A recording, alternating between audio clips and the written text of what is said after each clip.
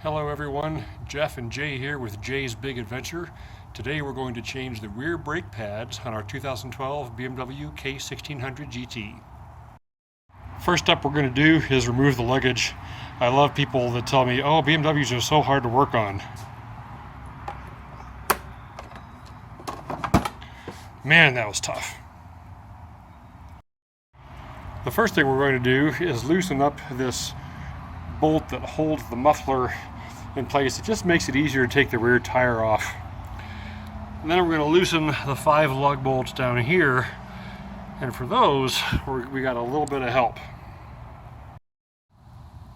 Okay, the next step is going to be to pull this little wire clip out, slide this shaft out, and that will let the 2 brake pads slide down out of the caliper.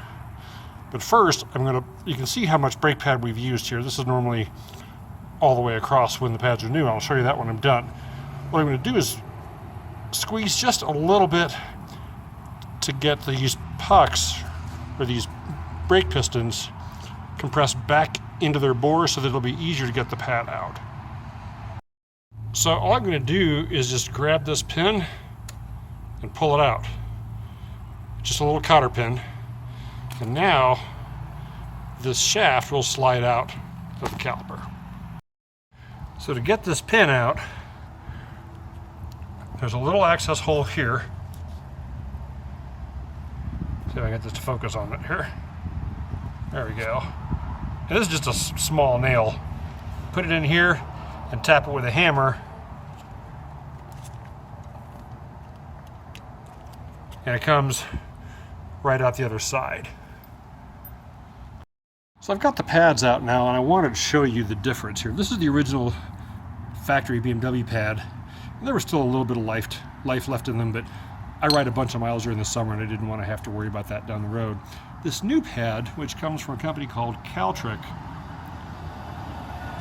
has significantly more pad area. What they've done is they've extended this pad up into the corner, so it will give me quite a bit more friction surface, which I think will be very interesting. The other big difference is the factory pads are, $50. You can get performance pads for $70 to $90.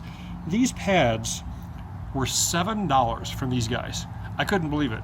I'm going to give them a try this for the summer, and I'll report back later on. Current mileage on the bike is 43,096. We'll take a look at them when I've put another 5,000 or 8,000 miles on the bike, and we'll see how they're wearing.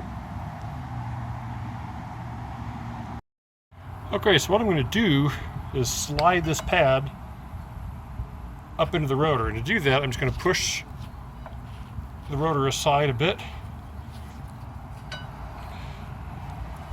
And this will slide right up in place.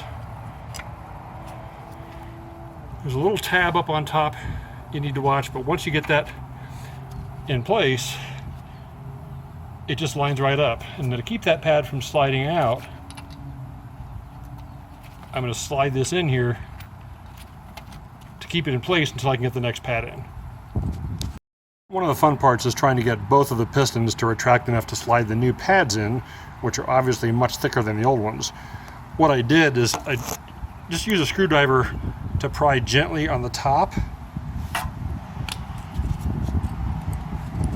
and then use pliers gently on the bottom and work both of those pucks back this way.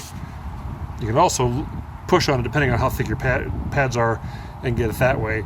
But finally, I was able to get the new pads installed. And now this pin just taps in there. Once that's in, we'll put that little clip back in and we're good to go. Once you get the pin back in place, now I can slide the cotter pin back in. Make sure when you tap that pin in that you have this hole pointing in a direction where you can get to it. We are back from our test ride and everything went according to plan.